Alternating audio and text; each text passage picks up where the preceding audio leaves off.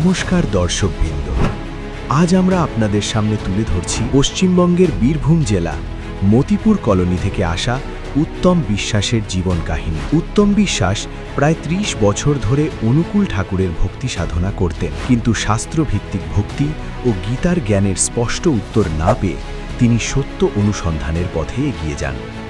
২০২৪ সালের মার্চ মাসে তিনি সন্ত রামপালজি মহারাজের কাছ থেকে নাম দীক্ষা গ্রহণ করেন। নাম দীক্ষা নেওয়ার পর তার জীবনে এসেছে একের পর এক পরিবর্তন।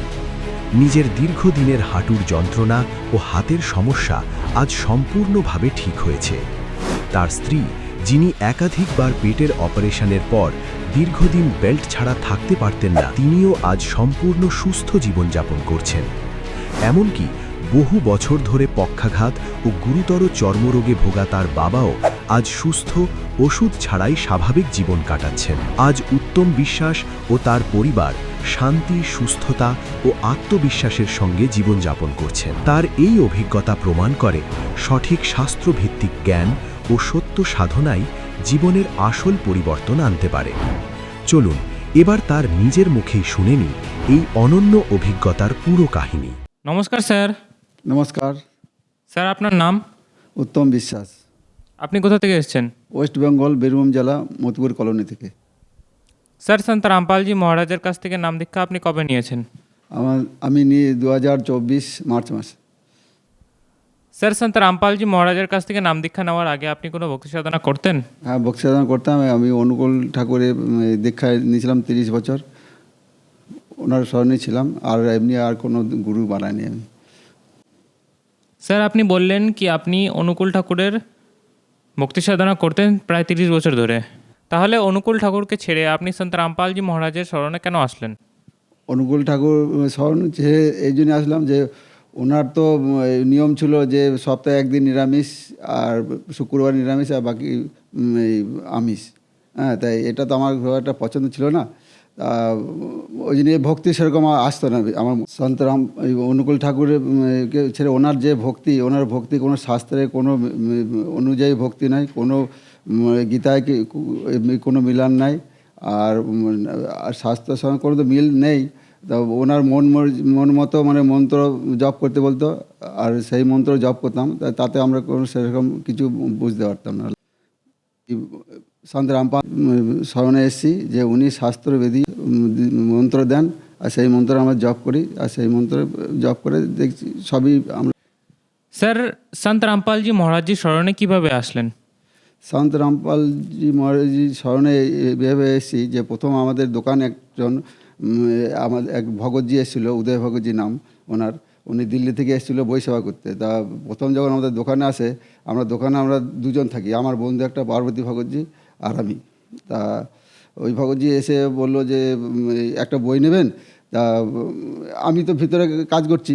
তা আমার বন্ধুরা বললাম, দেখ তো কী নিয়ে এসছে, দেখ।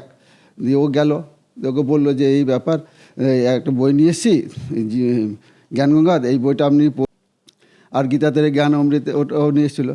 তা পড়ে দেখবেন যে আপনাদের কাছে কী দেখবেন। তা উনি তো এমনি ব্রহ্মকুমারীতে ছিল 7 বছর।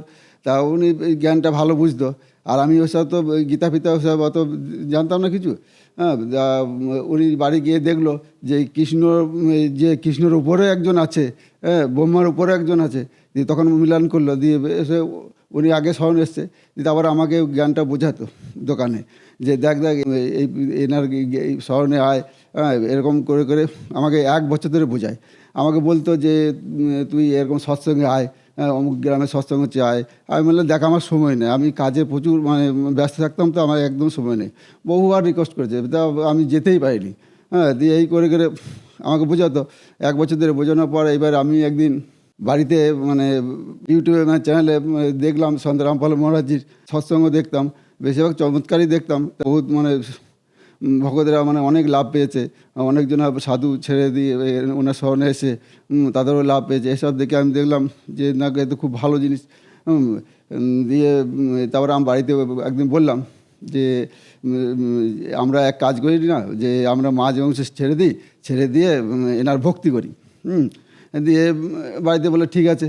দিয়ে আমরা মাছ মাংস ছেড়ে দিয়ে একদম নিরামিষ দিয়ে আমরা ভক্তি করতে লাগলাম, ভক্তি করতে করতে আমার ভগৎমতী উনি প্রথম লাভ পেয়ে যায় 1 সপ্তাহের মধ্যে। দিয়ে ওনার পেটে একটা মানে অপারেশন ছিল, মানে এক পেটে 4বার অপারেশন ছিল এক পেটে। হ্যাঁ, তা উনি একটা বেল্ট দিয়েছিল, যে বেল্টটা ব্যাঙ্গালোরে গিয়ে অপারেশন করেছিলাম লাস্টে। দিয়ে বললো একটা বড় মানে 6 ইঞ্চি 7 ইঞ্চি চওড়া একটা বেল্ট দিয়েছিল, ওই বেল্টটা বলছিল 6 মাস পরে থাকতে। দিয়ে 6 মাস পর বললো যে ওনারা বললো, ব্যাঙ্গালোরে বললো যে ডাক্তার যে এটা 6 মাস পর খুলে দিতে হবে। দিয়ে সেই বেল্ট আর খুলতে পারছে না, 1 বছর হয়ে গেছে। এবার আমার কিন্তু বলে না যে অসুবিধা হতো, যে খাওয়ার পরে উনি মানে কাজ করতে পারতো না, খাওয়ার পরে শুয়ে পড়তে হতো। হ্যাঁ, মেয়ে ছেলে মানুষ তো এমনি ছেলেদের বেটা ছেলেদের স্বামীকে বলতে পারে না সব কিছু। দিয়ে উনি ওরকম অসুবিধায় থাকতো। থাকার পর এবার আমরা ওই 1 সপ্তাহ ধরে ভক্তিটা করছি। ভক্তি করতে দিয়ে উনি বলছে যে শোনো একটা কথা বলি। আমি কি বলো? যে বলছে আমি যে বেল্টটা ব্যবহার করতাম না, তা আমার বেল্টে এই অসুবিধা হতো। আমি বেল্ট না পরে থাকতে পারতাম না, আর আমি জীবনে শাড়ি পরতে পারবো না, এটা আমি ভেবেই নিয়েছি। দিয়ে বলছে আমার পেটে মনে হচ্ছে না আর কোনো অসুবিধা হচ্ছে না। আমার তাই নাকি? হ্যাঁ, কোনো অসুবিধা হচ্ছে না মনে হচ্ছে। দিয়ে বলছে আমি তাহলে বেল্টটা খুলে দাও। দিয়ে বেল্টটা খুলে দিল। খুলে দেওয়ার পরে এইবার দিবি নর্মালি আছে। আর যে বেল্ট 1 বছর ধরে পরে থাকছে, মানে ছাড়তে হচ্ছে না, সেই বেল্ট মানে এই 1 সপ্তাহ ভক্তি করার পরে বলছে আমার পেটে কোনো অসুবিধা নেই। স্যার, সন্ত রামপালজি মহারাজের কাছ থেকে নাম দীক্ষা নেওয়ার পর অনেকজনেরই অনেক লাভ হয়। আপনার কী কী লাভ হয়েছে? আমার যেমন আমার হাঁটুতে যন্ত্রণা ছিল। হ্যাঁ, ওটা মানে সাইকেল চালাতে অসুবিধা হতো, কটকট করে আওয়াজ হতো। আর ডান হাতটাও ওরকম ছিল, ডান হাতটা আমি এরকম পিছনে ঘোরাতে পারতাম না। তা এখন পরমতার দয়ে ওটাও ঠিক আছে। আর হচ্ছে গিয়ে লাভ আমার ভগৎমতী হাঁটুতে বাত ছিল, বাত মানে অনেকবার কলে জল আনতে গিয়ে আমার সামনেই মানে পড়ে গেছে স্লিপ খেয়ে, মানে স্লিপ খেয়ে না, এমনি হাঁটতে হাঁটতে পড়ে গেছে বালতি জল নিয়ে। তা ডাক্তারও দেখিয়েছিলাম।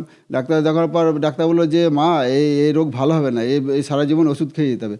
দিয়ে আমি টেনশনেই থাকতাম যে কি করবো না করবো, একা মানুষ, বাড়ির সব। আর একটা ছিল অসুবিধা ছিল যে ওই পেটের অপারেশন ছিল, 4বার অপারেশন করার পর হচ্ছে গিয়ে ব্যাঙ্গালোরে লাস্টবার অপারেশন করার পর ওইটা নিয়ে প্রায় 1 বছর ভুগেছে। তা ওইটাও পরমতা স্মরণে আসার পর ওটাও ঠিক হয়ে গেছে। একটা বেল্ট দিয়েছিল, চওড়া বেল্ট, সেই বেল্টটা ছাড়তে পারতো না। মালিকের স্মরণে আসার পর ওর বেল্টটাও ছেড়ে দিয়েছে। এখন নর্মাল যে আমার ভগবতী বলেছিল যে আমি কোনোদিন শাড়িও পরতে পারবো না আর সাইকেলও চালাতে পারবো না, তা সেই আমার ভগবতী এখন সাইকেল তো নিজে চালাচ্ছি। আবার আমার ছেলে একটা বড়, ওনাকে মানে ছেলেকেও চাপিয়ে আবার সৎসঙ্গে যায় সেন্টারে। হ্যাঁ, এই তো লাভ পেয়েছি। আর আরেকটা লাভ হচ্ছে গিয়ে আমার বাবা হচ্ছে গিয়ে প্যারালাইসিস মানে হয়েছিল, আর ব্রেন স্ট্রোক থেকে প্যারালাইসিস, হাই প্রেশার। তা আর হচ্ছে গিয়ে বাবার হচ্ছে গিয়ে গোটা গায়ে সে ফাটা চামড়া, ফাটা রস বেরোতো, মানে একদম পায়ের মাথা থেকে একদম পায়ের নখ পর্যন্ত, মানে দেখা যেত না, মানে এত খারাপ বিচ্ছিরি অবস্থা। 10-12 বছর ধরে ভুগেছে। বহু ডাক্তার দেখিয়েছে, বর্ধমানে স্কিনের ডাক্তার, স্পেশাল ডাক্তার দেখিয়েছে, তবু ভালো হয়নি। ওষুধ খেতেও ভালো হতো, আবার হতো। তাই পরমতা স্মরণে এসে ওটাও বাবার ভালো হয়ে গেছে। হ্যাঁ, এখন বাবার দিব্যি নর্মালে আছে, আর কোনো অসুবিধা নেই, আর সেরকম কোনো ওষুধও খেতে হয় না। হ্যাঁ, সুস্থ একদম। আগে আর নাহলে ডাক্তাররা বলেছিল মুসুর ডাল খাওয়া যাবে না, পুঁইশাক খাওয়া যাবে না, কচু খাওয়া যাবে না, বেগুন খাওয়া যাবে না, ছানার মিষ্টি খাওয়া যাবে না, তা খাবেটা কি? হ্যাঁ, তা মালিকের স্মরণ আসার পর এখন সব কিছু খায়। হ্যাঁ, কোনো আর কিছু বাধা নেই, শাক সবজি থেকে শুরু করে সবই খায়, এখন কোনো অসুবিধা নেই। এই লাভটা পেয়েছি। স্যার, আপনি বললেন কি সন্ত রামপালজি মহারাজের কাছ থেকে নাম দীক্ষা নিয়ে আপনার অনেকই লাভ হয়েছে। তাহলে আপনি আমাদের দর্শকদেরকে কি বার্তা দিতে চান?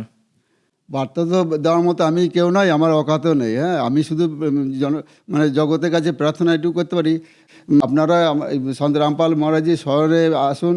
হ্যাঁ, ওনার জ্ঞান গঙ্গা, গীতা তেরে জ্ঞান অমৃত যেসব বইগুলো আছে, বইগুলো পড়ুন, মিলান করুন।